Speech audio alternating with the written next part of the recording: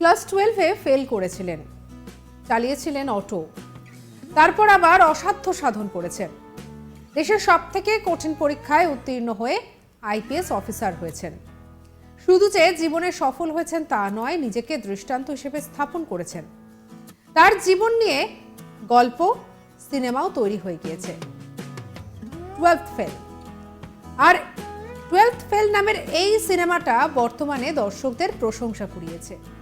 আমরা অনেকেই এই সিনেমাটা ইতিমধ্যে দেখেও ফেলেছি। এই সিনেমাটার প্রত্যেকটা মুহূর্ত আমাদের গায়ে কাঁটা দেয়। আর তখনই বারবার জানতে ইচ্ছে করে যে মনোজকে আমরা দেখছি সেই মনোজ আসলে কে, তার আসল পরিচয় কি, কার জীবন নিয়ে এই গল্প বানানো হয়েছে। সেটাই আজকে আপনাদেরকে বলবো। মধ্যপ্রদেশের মোরেনায় জন্মগ্রহণ করেন মনোজ শর্মা। পড়াশোনায় কোনোদিনই তেমন ভালো ছিলেন না। ক্লাস 10-এর পরীক্ষায় পাশ করেন কোনো মতে, 3rd ডিভিশনে পাশ করেছিলেন। তারপর দ্বাদশ শ্রেণীর বোর্ড পরীক্ষায় হিন্দি ছাড়া সব বিষয়ে তিনি ফেল করেন। তারপর বাড়ি ছেড়েও চলে গিয়েছিলেন মনোজ। ফুটপাতে রাত কাটিয়েছেন, দিন কাটিয়েছেন বিভিন্ন জায়গায় কাজ করে। তার বাড়িতে পোষ্য কুকুরের দেখভালও তিনি করতেন। একটি বাড়িতে যখন তিনি কাজ করতেন, সেখানকার একটি পোষ্য কুকুরকে দেখাশোনার কাজও তাকে করতে হয়েছে। আবার সংসারের হাল ধরতে অটো চালানো থেকে শুরু করে আরো নানা কাজও করতে হয়েছে। তবে তার সঙ্গে চালিয়ে গিয়েছেন পড়াশুনো। একবার তার অটো এক পুলিশ আধিকারিক আটক করেন। মহকুমা শাসকের অফিসে নিজের অটোটিকে ছাড়াতে যান মনোজ। সেদিনই ছিল তার জীবনের টার্নিং পয়েন্ট। অটো ছাড়ানোর কথা বলতে বলতেই মহকুমা শাসকের সঙ্গে নানা বিষয় নিয়ে আলোচনা হয় মনোজের। তিনি মনোজকে জানান কিভাবে ইউপিএসসি পরীক্ষায় বসা যায়, কিভাবে পরীক্ষার প্রস্তুতি নিতে হয় ইত্যাদি। মনোজ জানান যে সেদিন থেকেই তার জীবনের লক্ষ্য যেন একেবারে ঘুরে গেল। তারপর পরীক্ষার প্রস্তুতি নিতে গোয়ালিয়রে চলে যান। আর সেখানে দিন গুজরান করতে শুরু করেন, প্রথমে টেম্পো চালিয়ে, তারপর ছোটখাটো কাজও করেন। সেই সময় একটি লাইব্রেরিতে পিয়নের কাজে যোগ দেন। তখনই বইয়ের জগতের সঙ্গে তার পরিচয় ঘটে। তারপরে ইউপিএসসির প্রস্তুতি শুরু করেন। আর এই সময় আবার গোয়ালিয়রে গিয়ে দিল্লিতে যান মনোজ। সে সময় এক ধনী পরিবারের পোষ্য কুকুরকে দেখাশোনার কাজও করেছিলেন। গোটা লড়াইয়ে তার পাশে পেয়েছিলেন তার তৎকালীন প্রেমিকা শ্রদ্ধাকে। পরে তারা বিয়েও করেন। মনোজ জানাচ্ছেন একবারই সম্ভব হয়নি তো কি হয়েছে। ইউপিএসসি পরীক্ষায় বারবার হোঁচট খেতে হয়েছে তাকে। 3বার অকৃতকার্য হয়েছেন মনোজ, তবে লক্ষ্যে অবিচল থেকেছেন। 4র্থবারের চেষ্টায় 121তম র্যাঙ্ক করে নিজেকে লক্ষ্যের দিকে নিয়ে যান। আইপিএস হয়ে মহারাষ্ট্রের কাজে যোগ দেন। লড়াইয়ের অদম্য মনের শক্তি তাকে এই জায়গায় নিয়ে এসেছে। তবে মনোজ মনে করেন লড়াই চলবেই, লড়াই কখনো শেষ হয় না।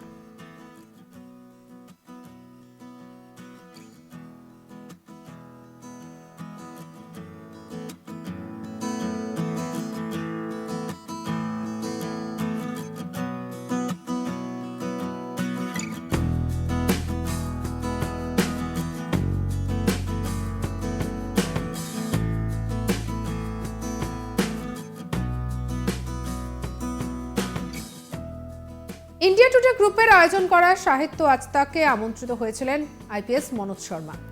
সেখানে তাকে প্রশ্ন করা হয় জীবন বদলে যাওয়ার পর তার কেমন লাগছে। উত্তরে মনোজ বলেন, জেলার এসপি হয়ে যাওয়ার পর অনেক কিছুই বদলে গিয়েছে। এখন বাড়ি গাড়ি হয়েছে, হাতে অ্যাপেলের ঘড়ি রয়েছে। তবে একটা জিনিস বদলায়নি, সেটা হলো লড়াই। লড়াই জিনিসটা সব জায়গায় থাকে। পাশাপাশি তিনি মনে করেন যে সততাই সব। কি বলেছেন শুনবো। स्ट्रगल तब का तुमने मूवी देख ली है तो उससे बात करने की जरूरत नहीं। उसके बाद तुम्हें पता नहीं है क्या है। उसके बाद सर्विस में आने के बाद बहुत सारी चीज़ें मिल गई, गाड़ी मिल गई, घर मिल गया। उसके बाद आपके आसपास लोग बहुत ज़्यादा मिल गए। आप जिले में एसपी बनते हैं तो आप जो बोलते हैं वो होता है। तो बहुत कुछ बदला। पहनने के लिए एप्पल की वॉच बदली, कपड़े बदले, सब बदला है। पर हाँ, एक चीज जो पहले भी थी और अब भी है वो बराबर है, और वो है आप जो हम बोलते हैं बार बार चिर संघर्ष, वो कभी खत्म नहीं होता। आप कहीं रोटी के लिए संघर्ष कर रहे होते हैं, फिर आप अपने सिद्धांतों के लिए संघर्ष कर रहे होते हैं, लेकिन संघर्ष तो करना पड़ता है, बिना उसके कुछ नहीं मिलता। बस एक ही चीज बदली नहीं है, वो है संघर्ष, वो वैसा का वैसा ही। मेरे को अगर आप पर्सनल पूछें कि क्या बदलाव लाना चाहता हूं, तो मैं आपको ईमानदारी से बताता हूं, मुझे जो आशा है वो 18 से 30 तक के बच्चे से है, क्योंकि वो बदल सकता है, वो कच्चा घड़ा है, उसको आप जैसे चाहेंगे वैसे ढाल सकते हैं। 30 के बाद आदमी की खुद की एक सोच बन जाती है जिसको बदलना आसान नहीं होता।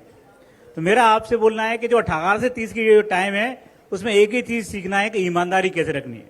अगर आपने ईमानदारी पढ़ाई में रखी, रिश्तों में रखी, अपनी नौकरी में रखी, अपने काम में रखी, तो कोई दिक्कत नहीं आएगी। आप पूरी मूवी देखेंगे तो आप देखेंगे कि मनोज सिर्फ एक ही काम करता है कि जो कर रहा है उसको ईमानदारी से करता है, শিকায়ত नहीं करता किसी से।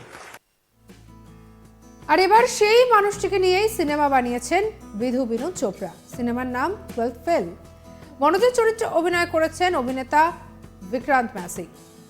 সিনেমাটি ফিল্ম ক্রিটিকদের কাছে প্রশংসাও কুড়িয়েছে। আর বর্তমানে এই সিনেমাটি দেখে উদ্বুদ্ধ হয়েছেন অনেকেই মনে করছেন যে এমন একটা সিনেমা যেন জীবনকে বদলে দিতে পারে। সত্যি যে সমস্ত মানুষগুলো আমাদের সামনে আজকে এত বড় বড় জায়গায় রয়েছে, তার মধ্যে অনেকেই আছেন যারা অনেক কষ্ট করে, অনেক লড়াই করে তারা এই জায়গায় এসে পৌঁছেছেন। তবে তার জীবনটা বর্তমানে অনেকটাই পরিবর্তন হয়েছে, তবে তারপরেও আগের মতো রয়ে গিয়েছে অনেক কিছু। তার সেই কঠিন লড়াইয়ের গল্প এবং কিভাবে তিনি বর্তমানে আছেন, তার জীবনের কথা তিনি বলেছিলেন ইন্ডিয়া টুডের সাহিত্য আজ তাকে এসে। কি বলেছিলেন শুনবার। स्ट्रगल तब का तुमने मूवी देख ली है तो उससे बात करने की जरूरत नहीं, उसके बाद तुम्हें पता नहीं है क्या है। उसके बाद सर्विस में आने के बाद बहुत सारी चीज़ें मिल गई, गाड़ी मिल गई, घर मिल गया, उसके बाद आपके आसपास लोग बहुत ज़्यादा मिल गए, आप जिले में एसपी बनते हैं तो आप जो बोलते हैं वो होता है। तो बहुत कुछ बदला। पहनने के लिए एप्पल की वॉच बदली, कपड़े बदले, सब बदला है। पर हाँ, एक चीज जो पहले भी थी और अब भी है वो बराबर है, और वो है आप जो हम बोलते हैं बार बार चिर संघर्ष, वो कभी खत्म नहीं होता। आप कहीं रोटी के लिए संघर्ष कर रहे होते हैं, फिर आप अपने सिद्धांतों के लिए संघर्ष कर रहे होते हैं, लेकिन संघर्ष तो करना पड़ता है, बिना उसके कुछ नहीं मिलता। बस एक ही चीज बदली नहीं है, वो है संघर्ष, वो वैसा का वैसा ही। मेरे को अगर आप पर्सनल पूछें कि क्या बदलाव लाना चाहता हूं, तो मैं आपको ईमानदारी से बताता हूं, मुझे जो आशा है वो 18 से 30 तक के बच्चे से है, क्योंकि वो बदल सकता है, वो कच्चा घड़ा है, उसको आप जैसे चाहेंगे वैसे ढाल सकते हैं। 30 के बाद आदमी की खुद की एक सोच बन जाती है जिसको बदलना आसान नहीं होता। तो मेरा आपसे बोलना है कि जो 18 से 30 की जो टाइम है, उसमें एक ही चीज सीखना है कि ईमानदारी कैसे रखनी है। अगर आपने ईमानदारी पढ़ाई में रखी, रिश्तों में रखी, अपनी नौकरी में रखी, अपने काम में रखी, तो कोई दिक्कत नहीं आएगी। आप पूरी मूवी देखेंगे तो आप देखेंगे कि मनोज सिर्फ एक ही काम करता है कि जो कर रहा है उसको ईमानदारी से करता है, শিকায়ত नहीं करता किसी से। সঙ্গে রাখুন আজ তাক বাংলাকে। আপনার মতামত জানাতে পারেন কমেন্ট সেকশনে। আর অন্যান্য খবরের জন্য লাইক করুন, শেয়ার করুন, সাবস্ক্রাইব করুন আজ তাক বাংলার ইউটিউব চ্যানেল।